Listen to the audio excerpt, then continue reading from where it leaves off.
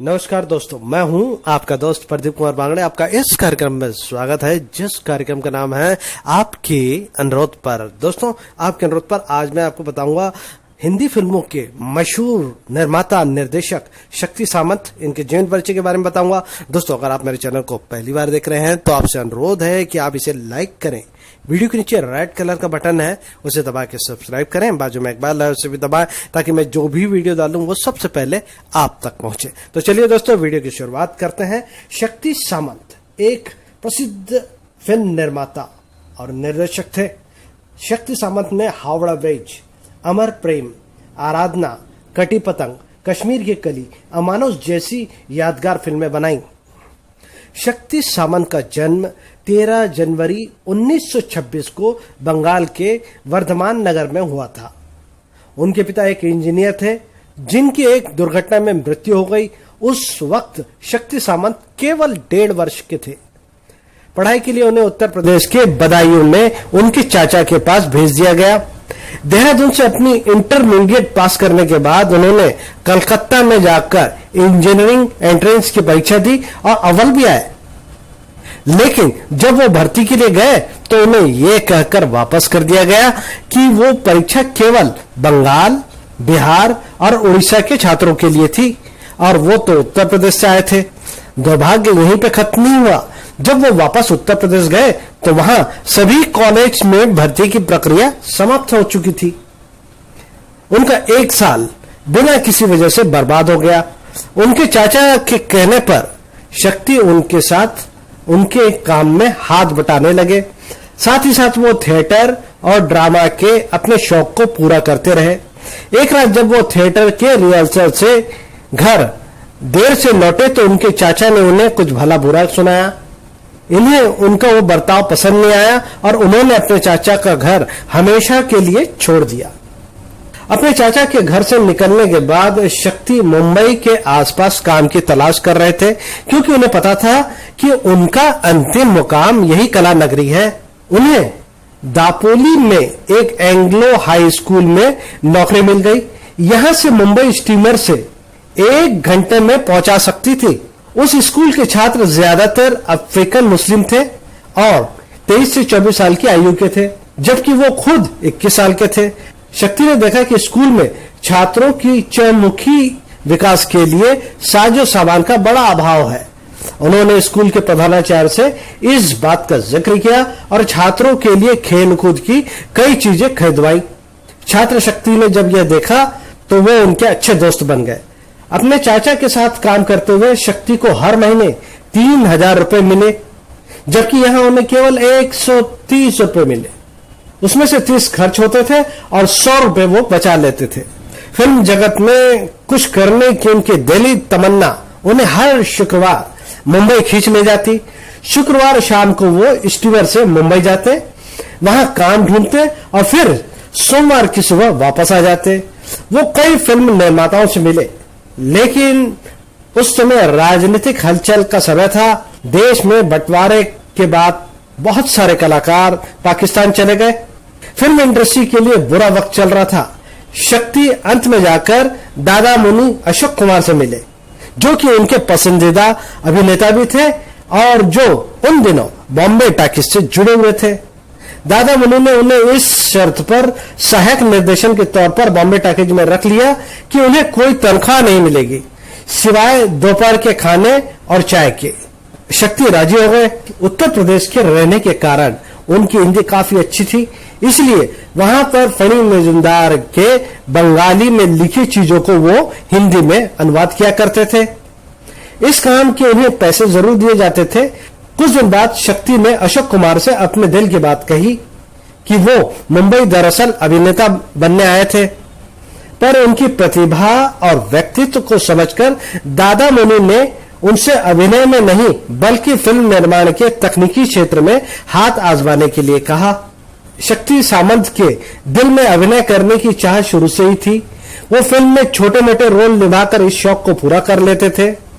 उनके अनुसार उन्हें हर फिल्म में इंस्पेक्टर का रोल दिया जाता था और एक ही संवाद होता था, इस कार का पीछा करो, इस कार का नंबर नोट कर लो। शक्ति सामंत को गाना गाने का शौक भी था। तो उन्होंने अपने गाना गाने का शौक पूरा करने के लिए म्यूजिक डायरेक्टर एस.डी. वर्मन से मिले। एस.डी. वर्मन ने उनसे ऑडिशन लिया और उन्हें अपने फिल्म में एक गाने में कोरस के लिए बोला। शक्ति सामंत को ये बात कुछ अच्छी नहीं लगी और उन्होंने अपना पूरा ध्यान निर्देशन में लगा दिया। फिल्म जगत से जुड़े रहने की वजह से कई बड़ी हस्तियों से उनकी जान पहचान होने लगी। दो ऐसे बड़े लोग थे, गुरुदत्त और लेख विजेंद्र गौड़। गौड़ साहब को फिल्म कस्तूरी निर्देशन करने का न्योता मिला, लेकिन किसी दूसरी कंपनी की फिल्म में व्यस्त रहने की वजह से इस दायित्व को वो ठीक तरह से निभा नहीं पा रहे थे। इसलिए उन्होंने शक्ति सामंत से उन्हें इस फिल्म में मदद करने को कहा। सामंत साहब को इस काम के लिए 250 रुपए मिले। किसी फिल्म में ये उनकी पहली कमाई थी। कस्तूरी 1954 में संगीत पंकज मलिक का था। गीतकार और निर्माता एस.एच. बिहारी तथा लेखक दरोगा जी इंस्पेक्टर नाम की फिल्म के निर्माण के बारे में सोच रहे थे। फिल्म को प्रोड्यूस करने के लिए वो लोग नाडियाडवाला के पास जा पहुंचे। नाडियाडवाला ने कहा कि इस कहानी पर सफल फिल्म बनाने के लिए मशहूर और महंगे अभिनेता को लेना पड़ेगा, बजट का संतुलन बिगड़ न जाए, इसलिए उन लोगों ने इस फिल्म के लिए किसी नए निर्देशक को नियुक्त करने की सोची ताकि निर्देशक के लिए ज्यादा पैसा खर्च न करना पड़े। और इस तरह से शक्ति सामंत ने अपनी पहली फिल्म इंस्पेक्टर का निर्देशन किया, जो सन 1956 में पुष्पा पिक्चर के बैनर तले रिलीज हुई। फिल्म हिट रही और इस फिल्म के बाद उन्हें पीछे मुड़कर देखने की जरूरत नहीं पड़ी। इस फिल्म के गाने भी खासे पसंद किए गए। हेमंत कुमार इस फिल्म के संगीतकार थे। यहाँ ये बताना भी जरूरी है कि शक्ति सामंत ने काम तो पहले इंस्पेक्टर का ही शुरू किया था, लेकिन उनकी दूसरी फिल्म बहू 1955 में ये पहले प्रदर्शित हो गई। शक्ति सामंत ने जिन फिल्मों का निर्देशन किया उनमें से सुपरहिट फिल्मों के नाम गीतांजलि 1993, दुश्मन 1990, बरसात की रात 1981, द ग्रेट गैम्बलर 1979, अमानुष 1975, अजनबी 1974, अमर प्रेम 1972, अनुराग 1972, कटी पतंग 1971, जाने अनजाने 1971, पगला कहीं का 1970, आराधना 1959, इन इवनिंग इन पेरिस 1966, सावन की घटा 1966, कश्मीर की कली 1964, एक राज 1963, चाइना टाउन 1962, नॉटी बॉय 1962, इसी का नाम दुनिया है 1962, सिंगापुर 1960, जाली नोट 1960, हावड़ा ब्रिज 1958, इंसान जाग उठा 1959, हिल स्टेशन 1957, इंस्पेक्टर 1956, बहू 1955। शक्ति सामंत ने जिन फिल्मों का निर्माण किया उन फिल्मों के नाम डॉन, मत्स्वामी 2008, आंखों में तुम हो 1997, अहंकार 1995, गीतांजलि 1993, दुश्मन 1990, पाले खान 1986, आर पार 1985, आवाज 1984, मैं आवारा हूं 1983, आमने सामने 1982, अय्याश 1982, बरसात की रात 1981, ख्वाब 1980, आनंद आश्रम 1977, बालिका बधू 1976, अमानुष 1975, अमर प्रेम 1972, अनुराग 1972, जाने अनजाने 1971, कटी पतंग 1971, आराधना 1969, इन इवनिंग इन पेरिस 1966, सावन की घटा 1966, कश्मीर की कली 1964, चाइना टाउन 1962, इंसान जाग उठा 1959।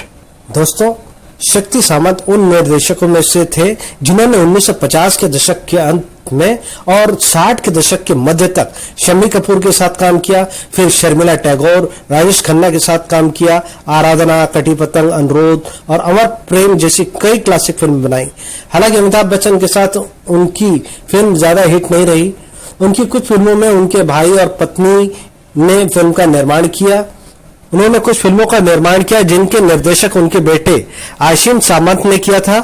1985 में शक्ति फिल्म ने एक डिजिटल ऑडियो पोस्ट प्रोडक्शन सुविधा आराधना साउंड सर्विस की स्थापना की, जो बॉलीवुड और हॉलीवुड दोनों की फिल्मों के लिए काम करती है। शक्ति सामंत को पुरस्कार। शक्ति सामंत को आराधना, अनुराग और अमानुष के लिए सर्वश्रेष्ठ फिल्म फेयर पुरस्कार मिला। उन्हें कई लाइफ टाइम अचीवमेंट पुरस्कार भी मिले, जिसमें 2002 में लाइफ टाइम अचीवमेंट के लिए जी सिनेमा अवार्ड और अन्य भारतीय संगठनों ने कई अन्य पुरस्कार दिए। उनकी कुछ फिल्में बर्लिन, ताशकंद, मॉस्को, काहिरा और बेरूत के अंतर्राष्ट्रीय समारोह में दिखाई गई। शक्ति सावंत 5 साल तक Indian motion picture producer association के अध्यक्ष रहे, 7 साल तक central board of film certificate के चेयरमैन रहे और 2 साल तक सत्यजीत रे film and television institute Kolkata के चेयरमैन रहे। शक्ति सावंत की मृत्यु 9 अप्रैल 2009 को लगभग शाम के 5 बजे उनके निवास स्थान पे उनकी हृदय गति रुकने से उनकी मृत्यु हो गई। तो उम्मीद करता हूं दोस्तों मैंने आपको जो जानकारी दी है वो आपको जरूर अच्छी लगी होगी। तो इसी के साथ अपने दोस्त प्रदीप कुमार बांगड़े को इस कार्यक्रम से जाने की इजाजत दीजिए। नमस्कार, जय हिंद। नमस्कार।